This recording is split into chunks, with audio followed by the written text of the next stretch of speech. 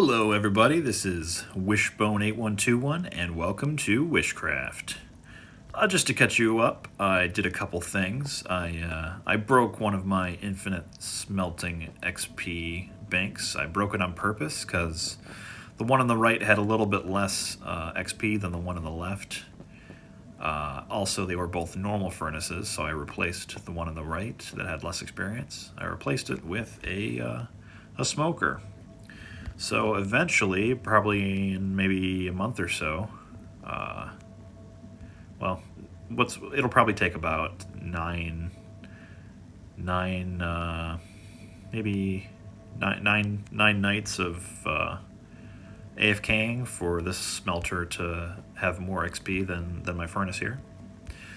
This furnace right, yeah, I have 1,000 levels. This furnace right here has, let's see how much XP it gives me right now. Just a little bit under 2 levels right now. If I turn this one to store mode, let's see how many bars do I have? 1, 2, 3, 4, 5, 6, 7, almost 8. Let's pull something out and see how much that gives me. 4, 5, 6, 7, 8, 9, 10, 11, 12. So just about 4.5 bars at this point. Now I am level 1,000 something, so 4.5 bars at level 1,000 is pretty significant. But still, it's not nearly as many bars as my other one over here. So I'll turn this back to on mode, so it is just smelting items as fast as it can, and then chucking them into lava. Because who needs fish when I have a shulker box of golden apples? Which I decided recently that instead of using golden carrots as my main food source, I'm just going to use golden apples. That way, it's not the best food source. It only gives 9.6 saturation per use, whereas golden carrots is 14.4. And it only gives 2 haunches of food, of hunger. But basically, it's a pretty decent food source. It's not bad. And like I said, I just made a shulker box of it because I have infinite gold. I just flew to a village I'd never been to before. I threw down 20 beds, threw down 20 composters, turned all the villagers there into farmers, bought bread from them, threw the bed at them, and then they made 1 million villagers, and I turned them all into farmers, and I kept re-rolling them until they sold me apples, and I bought a shulker box of apples, and then turned it into a shulker box of gold apples. So now I have gold apples for the rest of however long I play Minecraft for. And if I ever really needed more, I could go back for 10 minutes and get another shulker box of apples pretty easily, because you can get a whole stack from each farmer, and now I've got about 25 farmers there. Alrighty, well with that, today what I'm going to get into is we're going to prepare for 1.17, which is launching in a few days, and we're going to be ready to make candles. So I'm going to show you guys everything you need to know in order to make some candles. First of all, I'm going to go up to my honey farm, and I think I'm going to insert a clip of explaining it, but I have right now a little over 3 shulker boxes of honeycomb. And then I think I'm going to play a clip that I recorded earlier explaining how this thing works and how you can make one for yourself. I will see you in that. Anyway, I do have, it's a lot of honey. This is just from last night, because I did empty these yesterday. I think I AFK'd for about 7 hours, so. Anyway, this is my honey and honeycomb farm. Honeycomb's on this side, honey's on this side. I can show you the back, just so you can see. I tried going with Silent Whispers design on his channel for his honey farm, but it doesn't work. It breaks really easily, and it has problems with problems for when it gets loaded and unloaded, because it works off of an observer that watches a trapdoor, and the observer ticks, and then it updates a redstone torch that connects to a dispenser and a dropper. And the problem is that sometimes when you're when the observer's activating, if you're near the end of your simulation distance, or I don't know exactly what causes it, but if you're constantly loading and unloading a chunk, which happens to me when I'm going back and forth from my iron farm to here,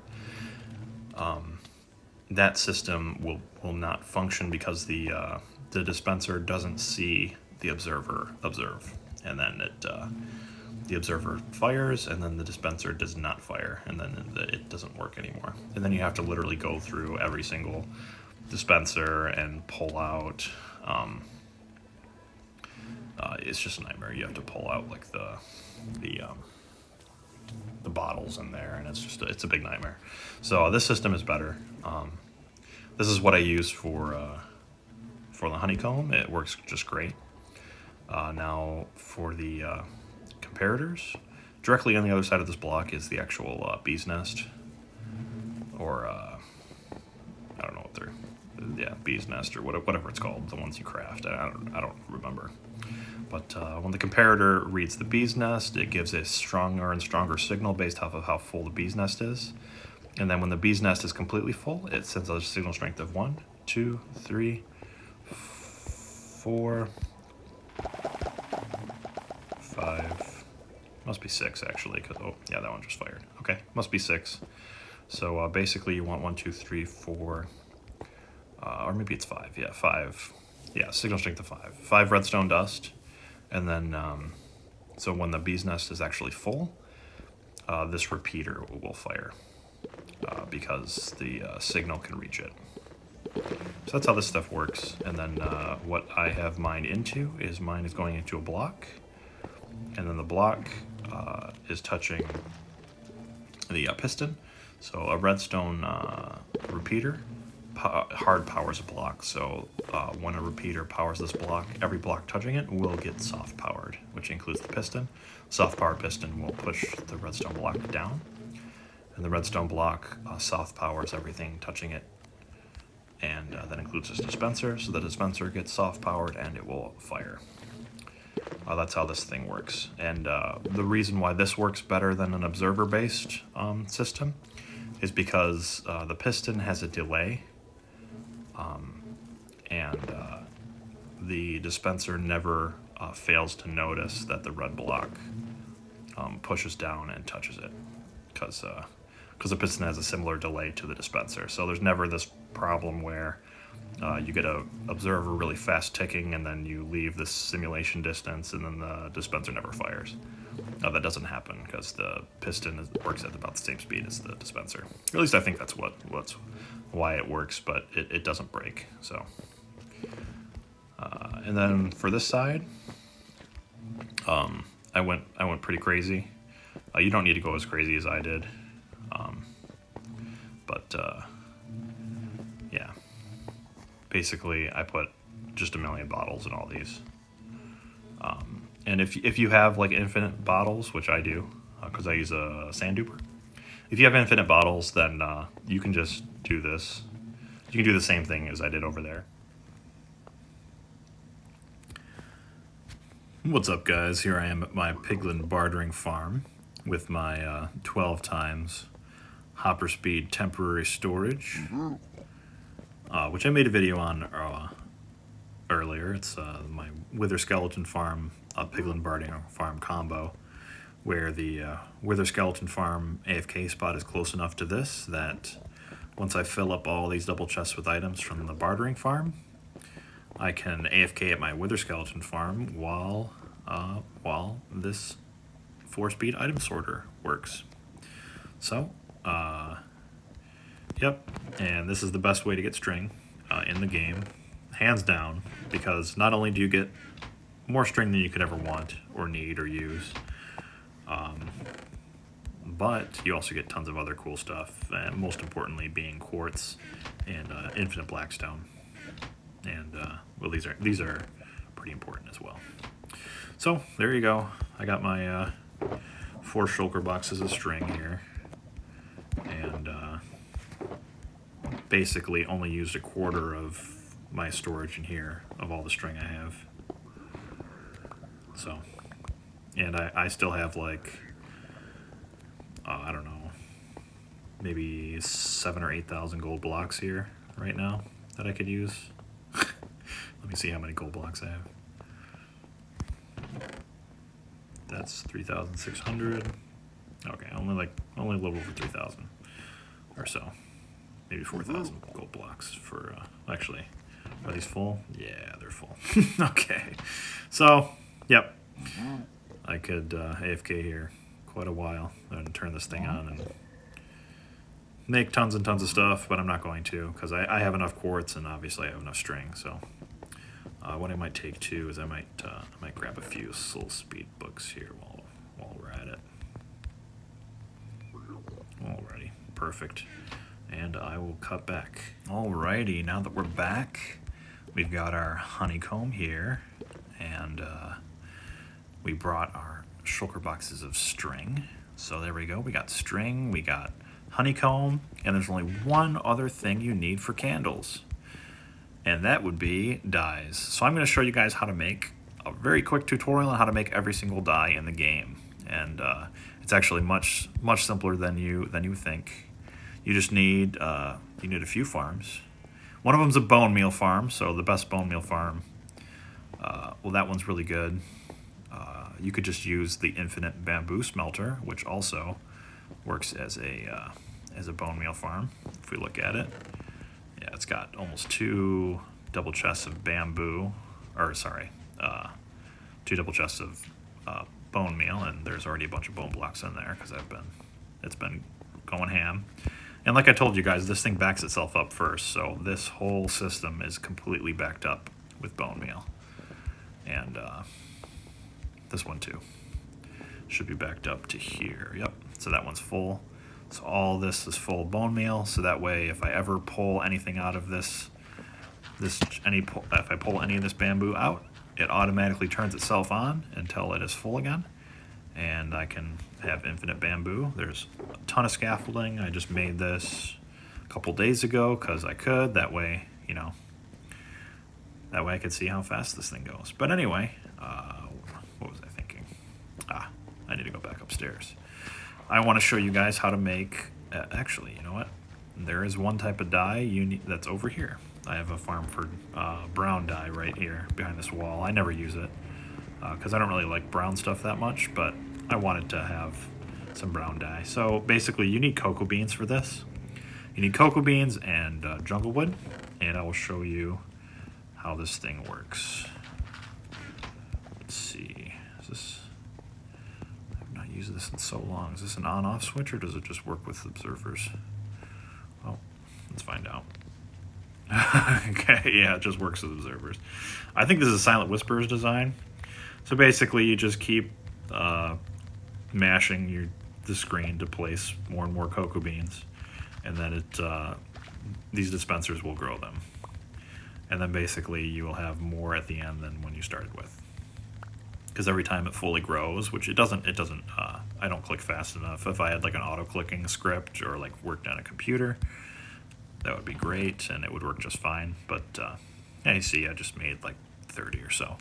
So that's how you can get infinite brown dye. This was not hard to make. Like I said, it's on Silent Whisper's channel. It's his cocoa bean farm, his mini one. I had to use his, I don't know, he had multiple versions and I had to change the timings for mobile because I can't click the screen fast enough. So there's the timings if you wanna, and how the top view for if you watch his video. Man, I just am a salesman of Silent Whisper videos. Anyway, let's do this and we'll do that.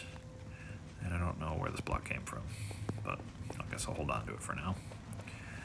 Alrighty, so that's the brown dye. Black dye is from ink sacs or wither roses. So you can either make a wither rose farm, which is kind of complicated, and you have to like trap a wither and then like, I don't know, attach it to a chicken farm or something is one way to do it. I think JC does have a video on that. You can check it out if you want. But I use a fish farm. There's my fish farm over there because my fish farm also powers my infinite XP smelter. So basically every so often I stand at that high point right there over the fish farm and fish keep spawning in here and dying, and then the minecarts collect it, throw it in a collection system. There's an item sorter in my item sorter system in there, and it throws the fish back into a river water stream that goes to the infinite XP smelter and just fills it up with tons and tons of fish, and then it just smelts fish for days and then throws them into lava, but gives me lots of experience. Anyway, so I would definitely do a fish farm. That way you can have an infinite XP smelter hooked up to it and get ink sacs. So that's how you get black dye. You get white dye from the bone meal farm. By the way, you wouldn't need this stuff here if you have a fish farm, because a fish farm also will work as a bone farm because they drop tons and tons of bones. So you can use that to get infinite white dye as well. So then the only other thing you'll need besides the brown dye and a fish farm is a flower farm. Basically, this is also Silent Whisper's design, though it's not perfect. There's one problem with a hopper that's always locked or something like that. I don't know exactly, but anyway, let's look at this really quickly. Basically, in order for this to work, I have to go behind it, break out this block here, and I'll show you. Break out this block and put the flower that I'm trying to duplicate on the inside. That's how this thing works. Which right now is going to be blue. Blue flowers, and the only flowers you need to duplicate are blue, red, and yellow, because all the other colors you can make from blue, red, and yellow. So like if I turn this one on, just to show you how fast this thing works. Let's see if this is still all set up properly. That looks good. So basically it makes... Is this working properly? No, it's not. I must have broken something. Anyway, I'm going to fix this, and then oh yeah, see, there's the red redstone dust missing right there. Let's get out our redstone box. All right, now hopefully this will work now. There we go. Yes, we got the shifting floors now. So this is a look at how fast this farm runs. It is ridiculously fast. I built this thing and then turned it on once for blue and once for yellow, and that was basically all the yellow and blue dye I will ever need forever. But it's still worth making, even though you only need to use it for like 15 minutes for your entire time that you have a realm, because it is just the fastest way to get flowers. Otherwise, you have to run around and get flowers or try to bone meal them manually. It's a real pain in the butt. It's better to just build this thing. It took I don't know, maybe an hour and a half or 2 hours. So, hour and a half for 2 hours, that gives me infinite blue and yellow dye forever. Now, basically, the way this works, the reason why you only need a few flowers is because yellow and red dye makes orange. Red dye plus white dye makes pink, and we already get white dye. Blue plus red makes purple, and also makes magenta. You just change how much red I think. So it makes here. Let me just get my dye box out. Make this easier.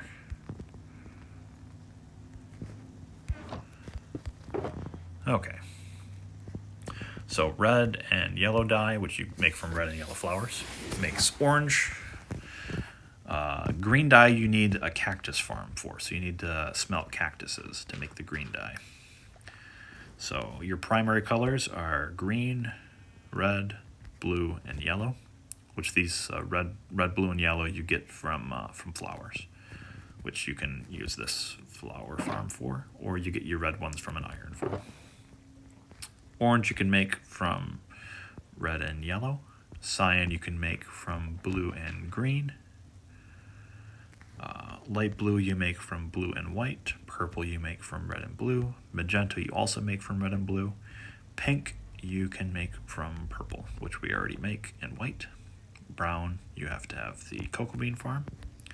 Black you have to have the ink sac, the fish farm. which also kills squids. And then dark gray and light gray you make from black and white. So that is all your colors. You just need to make a few farms. Like I said, you have to smelt cactuses for a green dye. I do not have a cactus farm anymore, but I built a cactus farm when I first made this server a long time ago. Well, actually, it was like, I don't know, 6 months ago or so. But there you go. If you have any questions, you can always ask in the comments. But that should be everything you need to know in order to be ready to make any type of candle that you could ever want. And I think, oh, you know what? While we're here, I made a chorus fruit farm. Because I said I was going to use all that smooth quartz. Well, not all of it, but some smooth quartz. So I made a little bit of a chorus fruit farm, and then I surrounded it by a tower made of quartz and blackstone. That's a little ugly. I might fix that. But let me know what you guys think. If you want to see how this works, first of all, you run through and break all the chorus flowers, because this one I would need 12 chorus flowers, I believe, or no, 3, 6, 9, 12, 15 chorus flowers. Because if you just break the stem, here I'll show you. If you just break the stem, you do not get the flower. See? That only gave normal chorus fruits, not the flower. So you have to break the flowers first. You can do that by jumping on the walls or just breaking the ones close to the ground. But anyway, I do have, I've been breaking more than I really need, so I have a bunch in this chest over here. So I'll just grab a bunch. And then I will show you the farm in action. It's super simple. You just basically press a button. Dispensers dispense a bunch of water. And it flows down. I have a button protecting my redstone back here from the water. And simple. Done. I press the button. The water goes back up. And then I pick up all my stuff. There we go. A little over 2 stacks of chorus fruit. And then you have to replant all the flowers manually on the end stone. Anyway, this is a just kind of a bigger version of JC's farm. You can always check out his channel if you want to build one for yourself. Basically, if you want to just take a quick look at mine, if you want to build the one that's this size, these platforms are 7 long, and then this one is 7 long, and this one is 8. And then wide is 3, 6, 9, 12, 13. So this is 8 by 13, 7 by 13, and 7 by 13. And the distance between each of these chorus fruits is, there's 3 spots in between all of them. So it's just a grid. And I think that's really everything you need to know. These have to be placed on end stone, otherwise they won't grow. Yeah, and then these dispensers, have water buckets in them. Super simple. And then behind, I have repeaters going into them.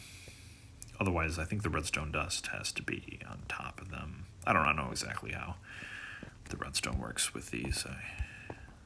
My brain is, I don't know everything about redstone. I'm pretty okay, but I'm still learning stuff myself. But there you go. It's all hooked up to a button. Anyway, I think that is going to do it for the day. Well, guys, I was actually editing the video and I realized that there was a problem, that my bone meal farm here needs to be reset. Every once in a while this happens. If you leave the simulation distance while the water is out, it will accidentally keep the water out during the wrong part. So basically you just click this button and then the farm goes back to being great again. I just did want to show you that. Oh, and that's probably where that block goes. Boom. Perfect. Did want to show you that because I don't remember if Silent Whisper shows having a button there or not, but you do want to have one for if you make this farm. because it does break every once in a while if you leave the simulation distance while it's on. Which I do all the time. It doesn't break that often, but you just, every once in a while, if it's not loud enough, and when I'm over there I realize it's broken, I just press the reset button and it works great again. And last thing, I totally forgot to explain why I switched to golden apples, even though they're not quite as good of a food source as the golden carrots. The reason is, when you eat it, you get 2 extra health hearts for absorption. So it gives you 2 hearts of absorption.